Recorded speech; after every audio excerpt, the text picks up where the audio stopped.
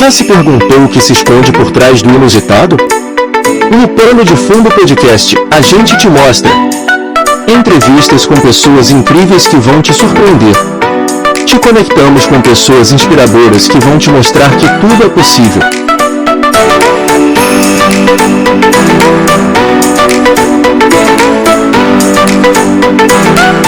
Olá, seja muito bem-vindo ao Pano de Fundo Podcast. Aqui a gente costuma trazer pessoas que estão de fora dos holofotes da imprensa, da mídia. Mas hoje o programa será diferente. A gente traz um personagem da cidade de São Paulo que está muito na mira da mídia. Muito. Já teve a história contada por vários colegas jornalistas, vários veículos de imprensa, mas até chegar a ser uma celebridade, olha, enfrentou muita luta. Ele é um plantador de árvores. Ele transformou uma área degradada na zona leste de São Paulo em um parque linear. Ele, sozinho, plantando árvores insistentemente e encarando uma resistência de pessoas do próprio bairro.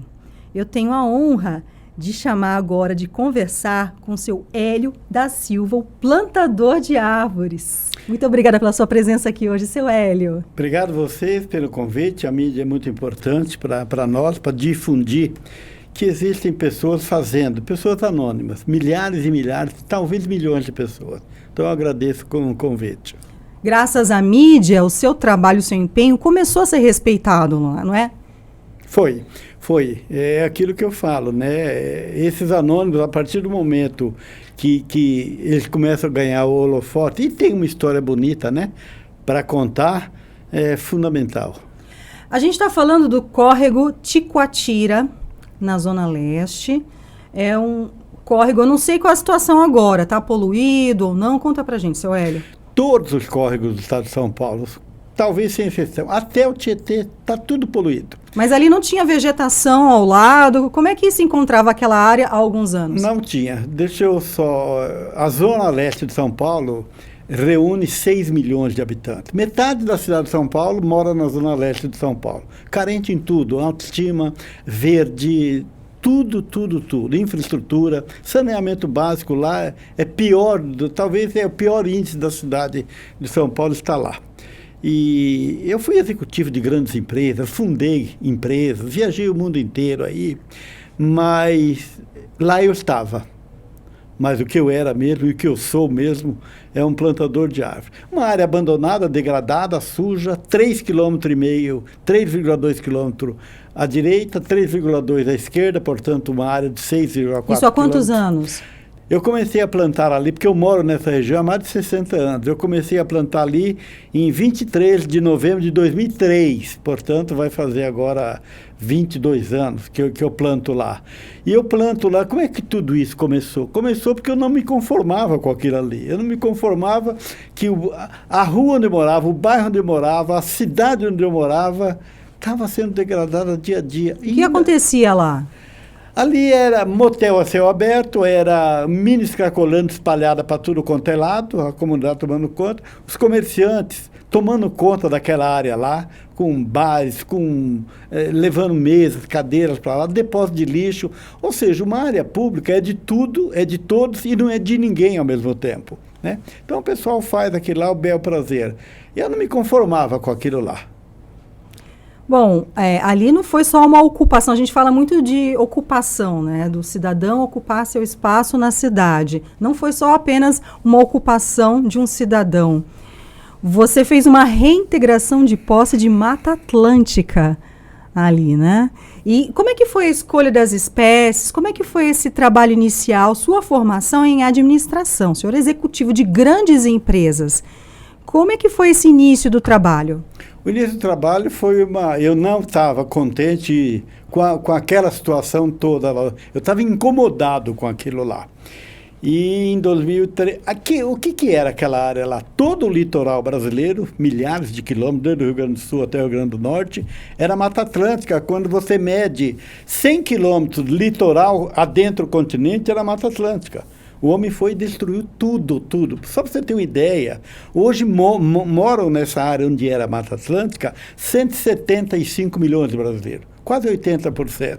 E o homem foi lá à custa do progresso, e eu falo, que progresso é esse que destrói? Isso não é progresso, isso é regresso.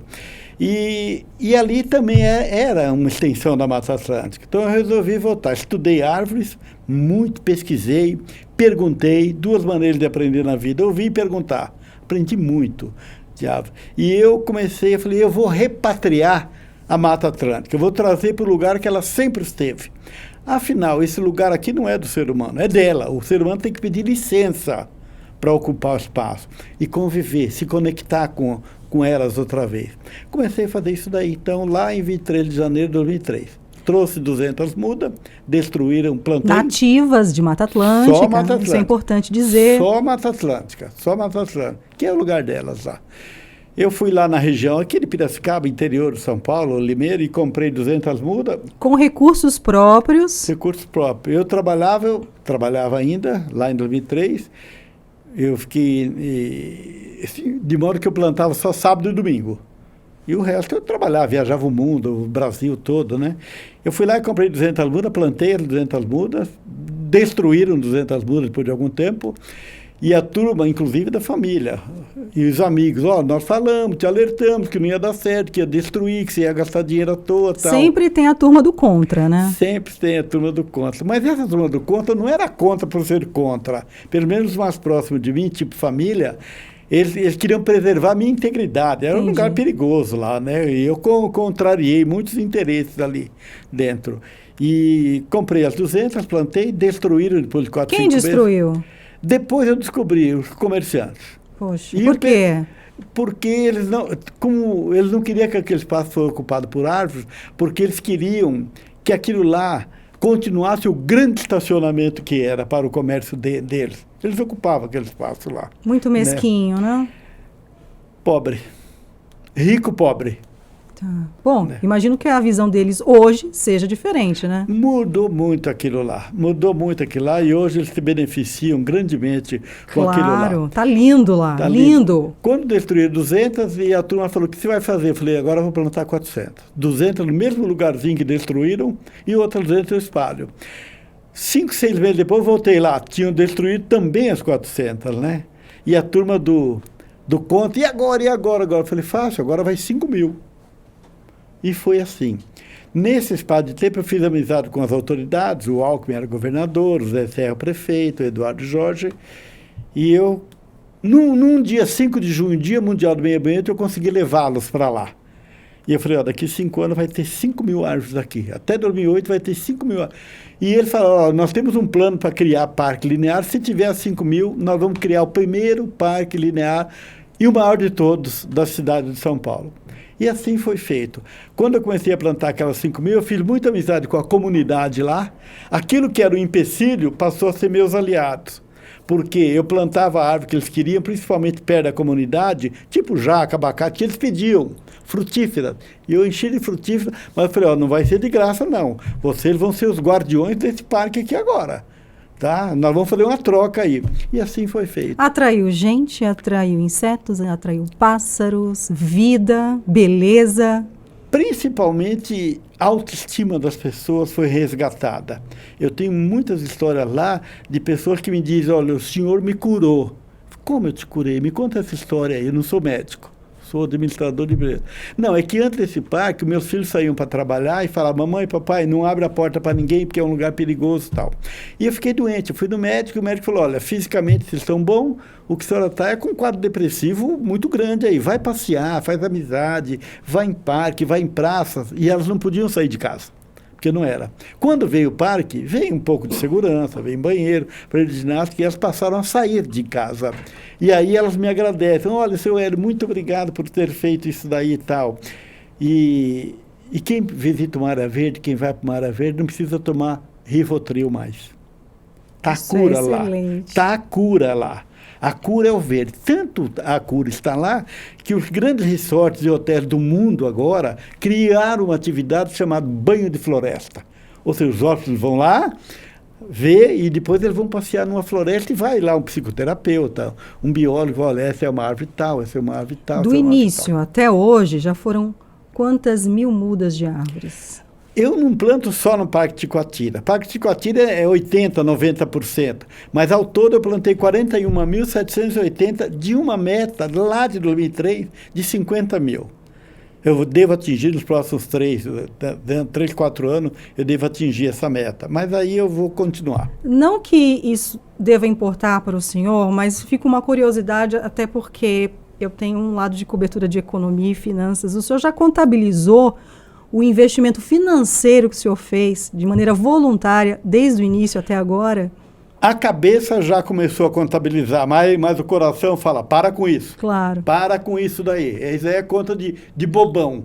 Isso é conta de especulador. Isso é conta de investidor. Você não é investidor, você é um outro tipo de investidor. É um outro tipo de ativo, um outro tipo de investimento. É no futuro, no bem-estar das pessoas. Totalmente. Você tem uma ideia. Isso é muito generoso. Pra você ter uma ideia, ali tem mais de 164 espécies da Mata Atlântica ali. Mais de 164. Dentre essas, cada 12 árvores que eu planto, uma é frutífera, propositadamente. Frutífera silvestre. Amora, bacupari, goiaba, araçá, cereja do Rio Grande. São as super frutas brasileiras, que brasileiro não conhece, né? Então, a USP catalogou essas superfrutas, não é? 5 já. USP é a Universidade de São Paulo. Isso, já catalogaram 5 superfrutas. Araçá, bacupari, cereja do Rio Grande e 2. Quais são as propriedades dessas frutas? A propriedade é que elimina todos os radicais livres. Entre aspas, te limpa, vai. Entre aspas. São frutas espetaculares. E os pássaros adoram também, né? Então, lá tem mais de 2.000 frutíferas já. No Ticoatira, dessas 41.780, 80% estão no Ticoatira, o restante estão no entorno lá, né? E pássaros. O pessoal da Birdwatch já frequenta lá, já catalogaram lá 69 espécies de pássaros. Dentro quase tucano. Que lindo. Lá. Então foi proposital. Cigarras, nossa, é uma sinfonia de cigarros lá, na época certa, né? Setembro, outubro agora. Então aquilo lá ficou aconchegante, o comércio todo se beneficiou, as pessoas se beneficiaram, as crianças. Plantio de árvore é transversal, ele pega todas as classes sociais e econômicas também. Então é muito transversal isso daí. Um dia eu estava lá e uma senhora falou, tem pé de jatobá aqui? Eu falei, a senhora quer ver um pequeno, médio ou grande? Eu queria ver um grande. Eu falei, então vamos. Jatobá é uma da Mata Atlântica. Eu levei ela e falei, nossa senhora, meu bisavô tinha um pé, eu sou do interior, tinha um pé de jatobá, foi meu bisavô que plantou, tem uns 80 anos esse pé, que coisa linda, muito obrigado por me trazer aqui. Eu falei, a senhora acabou de tomar um Rivotril. Sim, claro. Acabou de tomar um Rivotril. Nossa, é uma beleza. Imagino que o senhor seja um formador de opinião, um incentivador e um inspirador ali na sua região, não só ali, né? Quem vê sua história se deslumbra e vê a beleza e quer fazer igual, pelo menos um pouquinho. Igual é impossível, né? Com a sua vontade e a sua garra. Mas a desinformação, ao se plantar uma muda de árvore, também pode ser prejudicial por conta das árvores invasoras, essas espécies. Tá? Que elas são prejudiciais. Eu queria que o senhor explicasse, por favor, brevemente, qual é o prejuízo que espécies invasoras podem causar e como as pessoas podem se informar para plantar espécies nativas de Mata Atlântica que realmente vão beneficiar o entorno, a região, as aves. Pra você ter uma ideia, São Paulo tem 650 mil árvores espalhadas pelas ruas. 300 mil são árvores erradas, espécie errada e plantada errado. São as tipuanas da vida, os ficus da vida e leucenes. Com referência a leucene, que é brasileira, já tem uma lei municipal para suprimir. Mas lá no começo do século passado, plantaram muitas tipuanas e ficus. As tipuanas têm uma longevidade de 80 a 100 anos. Estão caindo agora. Está expirando esse prazo. Nossa. Então, quando dá um ventaval aí, caiu uma árvore lá na Lapa. Primeira coisa, eu olho a folhinha, é a tipuana. Expirou. Até o homem está andando e cai. O homem também tem prazo de validade. Todo ser vivo tem prazo de validade. E tem que plantar árvore certa. Não é para sair igual doido plantando. Eu quero colaborar com o planeta. Não, não é assim não. Tem manual lá na prefeitura, de orientação, na Secretaria do Verde e do Meio Ambiente, árvores próprias para calçada, para não rachar calçada, nada. E tem árvores própria para parques, para praça. Então tem que consultar isso daí. Tem que entender um pouco disso. Como é a gestão nas principais cidades brasileiras das árvores, o cuidado? Como o senhor tem observado isso? Eu tenho observado um cuidado maior nos últimos 5, 10 anos, né? Tem um levantamento da SOS Mata Atlântica. Uma vez eu fui lá receber uma homenagem e ele falou: senhor Hélio, o senhor foi responsável pela criação de 250 grupos de plantadores de árvores no Brasil inteiro. E eu falei: como é que vocês sabem disso?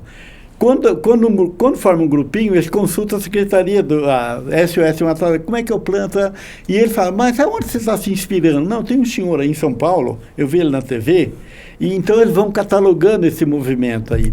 Esse é o meu pagamento, é inspirar pessoas para fazer.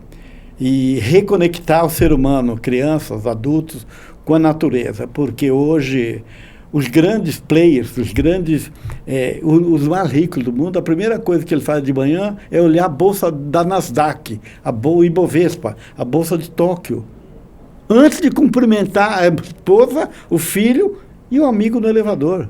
Eles querem saber.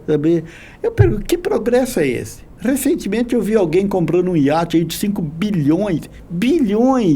O Brasil assim, né? Não, eu não sei se eu tenho dó, acho que eu tenho dó, acho que eu tenho pena. O senhor viu ordens de grandeza porque trabalhou na indústria multinacional, tem essa formação em administração, foi um grande executivo, né?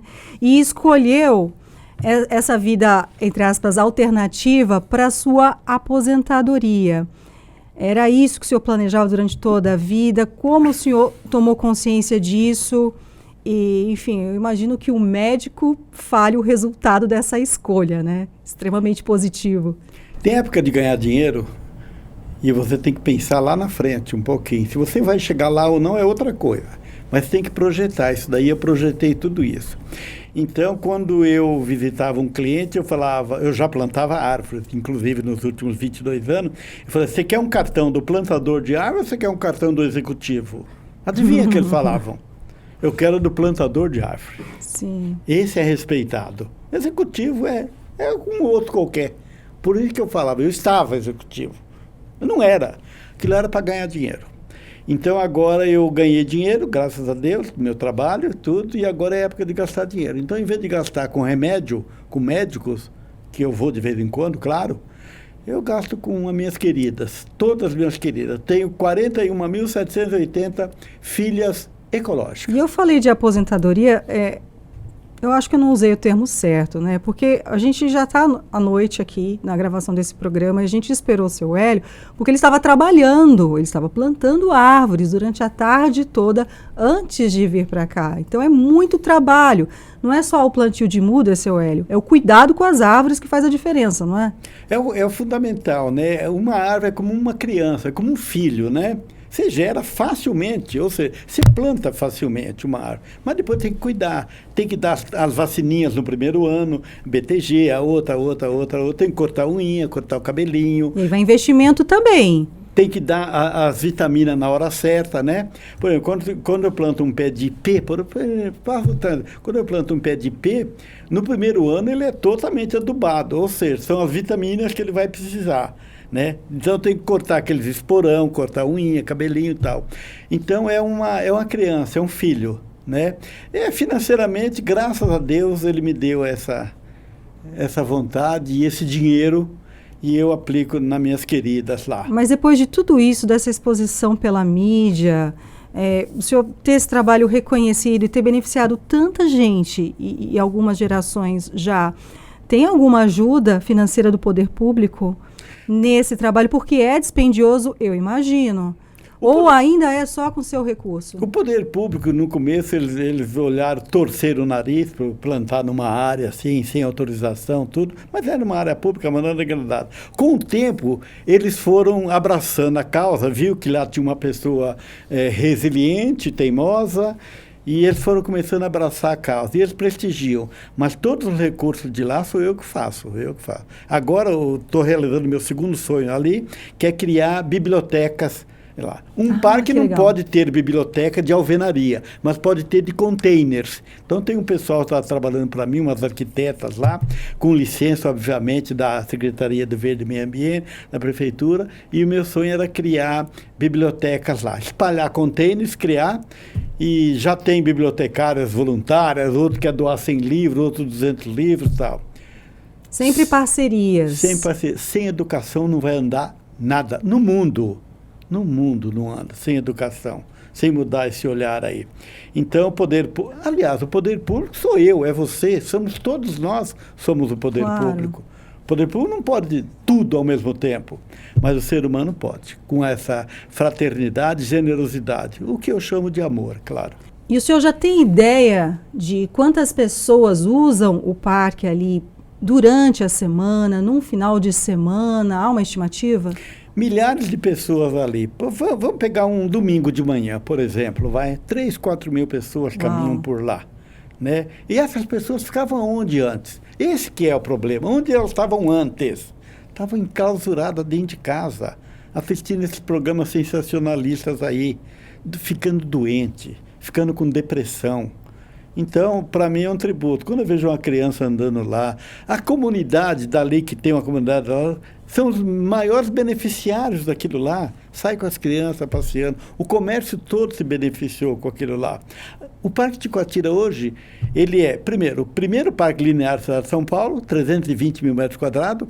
Se você consultar Google, ele é o 4º parque linear do mundo hoje. Ticoatira é mais conhecido no mundo hoje do que no Brasil hoje. A gente recebe aí reportagens de Londres, de BBC, de outra. Eu vi, imprensa internacional também. Eles vêm aí porque eles falam, como é que pode, né? Plantar lá na mato, lá na fazenda, lá no sítio é fácil. Quero ver plantar no coração de São Paulo, com todos os problemas que existem aí, né? Então foi esse a minha, não desafio, mas foi uma missão que me foi concedida e eu vou fazer até o último olhar. E é importante lembrar, até para quem nos assiste e não mora aqui na capital paulista, a Zona Leste, nessa região, é das mais quentes da capital, tá? Ela é muito impermeabilizada, muito asfaltada, cimentada.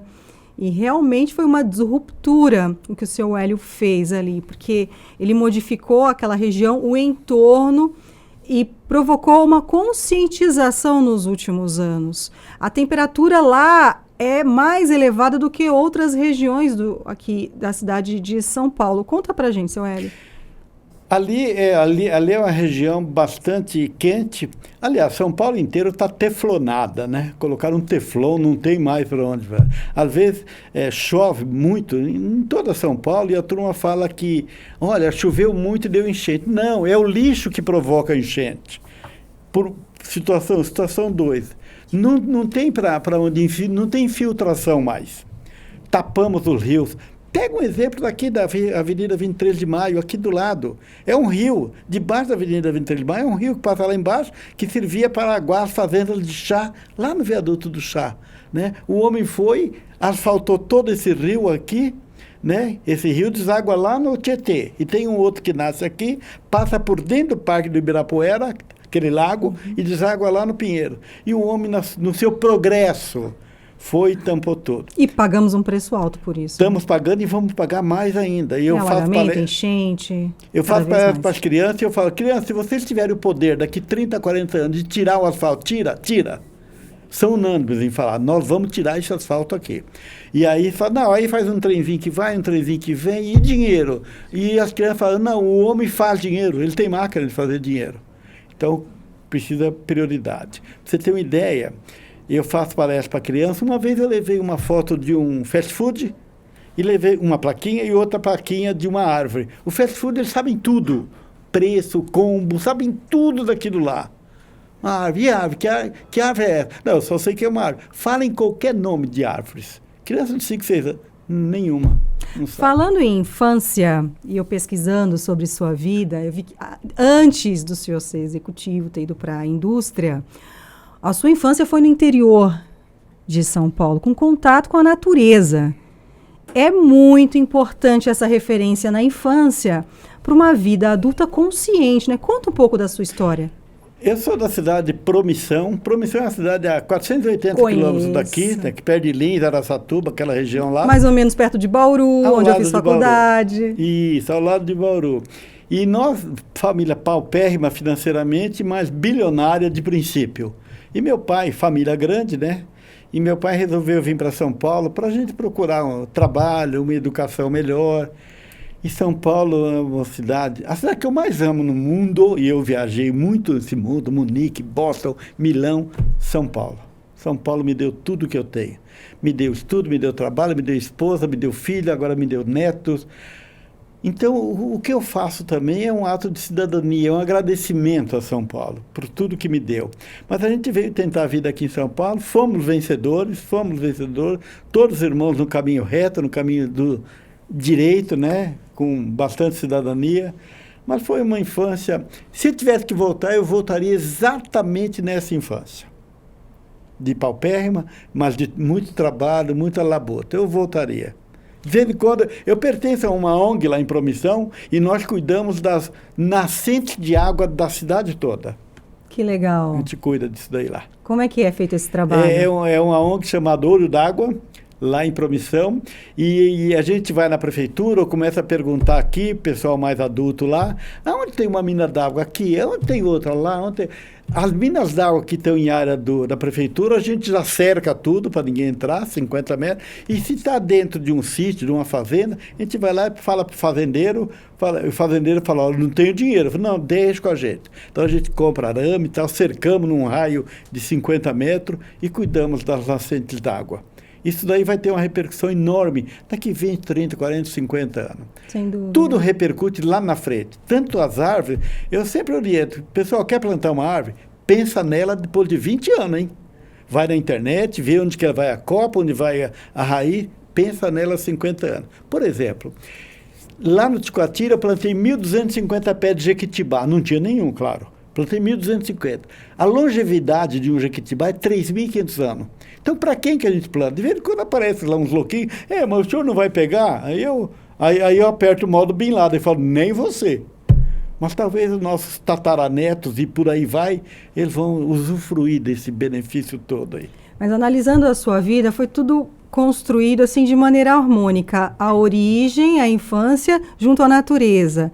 Aí o senhor teve a formação em administração, adquiriu conhecimento, e tudo foi necessário agora, inclusive a parte de administração, porque para defender essa causa, conversar de igual para igual com autoridades, é necessário formação. Infelizmente, algumas pessoas elas só vão dar ouvidos a alguém instruído, com argumentos, e isso o senhor tinha, além da vontade de fazer e mão boa para plantar, o senhor tinha argumentos de uma pessoa instruída.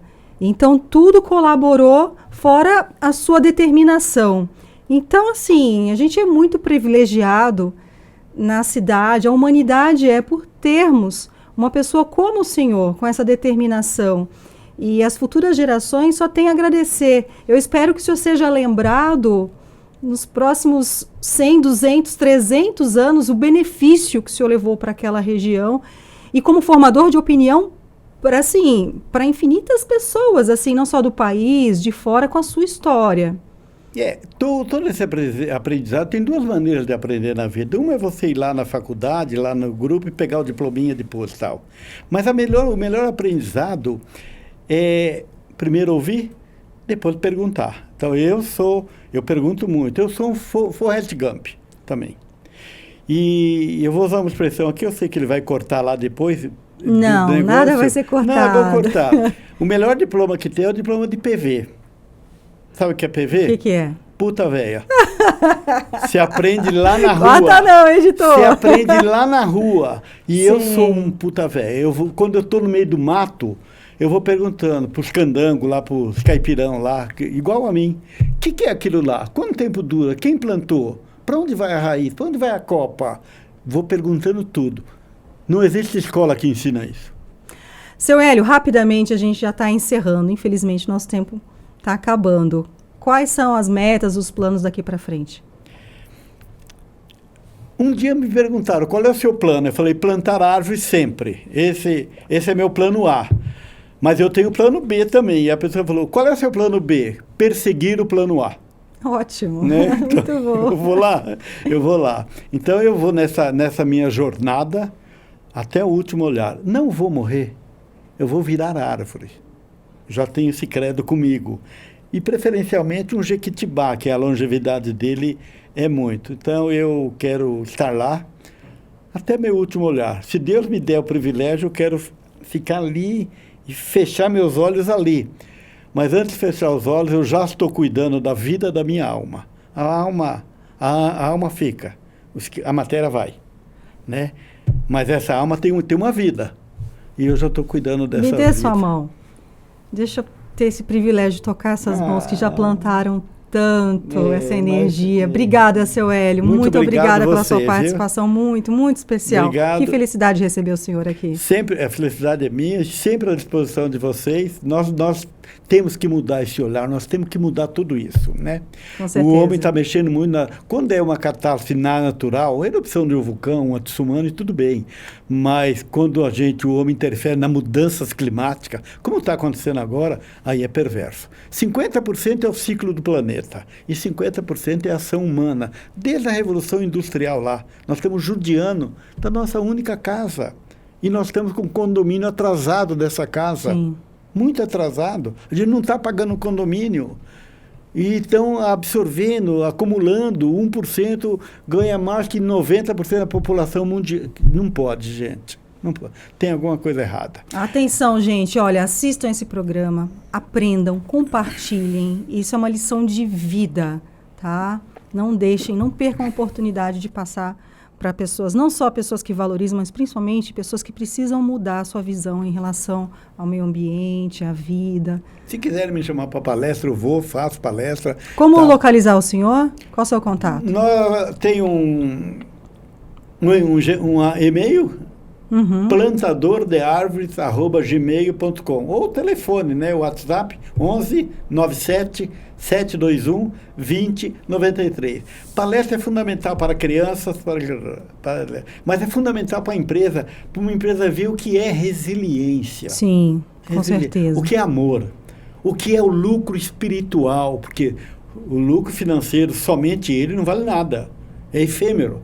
Agora, aquele lucro, tem que ter lucro, claro, faz parte, tem que pagar as contas, boletos, mas quando se alia a espiritualidade com esse lucro, a vida fica um pouco mais amena, fica mais gostosa e prazerosa. Com certeza. Né? Obrigada, seu Hélio. Obrigado você aí, tá bom? Tá joia. E até uma próxima, hein? Opa, eu me senti honrado de vir aqui. Pode me chamar tantas vezes, faz parte. Na realidade, aqui eu estou plantando árvores. É verdade. Estou plantando é verdade. Aqui, né? É verdade. E eu quero tocar o coração das pessoas. E já tocou. O meu aqui. Esse é o nosso objetivo. Obrigada, fazer com amor, né? É isso aí. Então tá, gente. Olha, acompanhem os trechos, os cortes dessa entrevista com o seu Hélio da Silva nas redes sociais do Pano de Fundo Podcast. Acompanhem também novidades sobre o programa, cortes de programas anteriores. Então não deixe de seguir a gente. Pano de Fundo Podcast, em todas as redes sociais. Meu figurino é Gazi. Vim bonita conversar com o senhor? Lindo. A altura dessa entrevista. Estilosa. Muito obrigada. Os acessórios são da Vicky. Muito obrigada pela parceria, gente. E é isso. A gente volta com mais entrevistas de pessoas, não como o seu Hélio, que está sob os holofotes da mídia, ainda bem, mas pessoas que não têm tanta oportunidade de conversar com a mídia, mas que têm histórias incríveis e inspiradoras. E eu espero você. Até lá.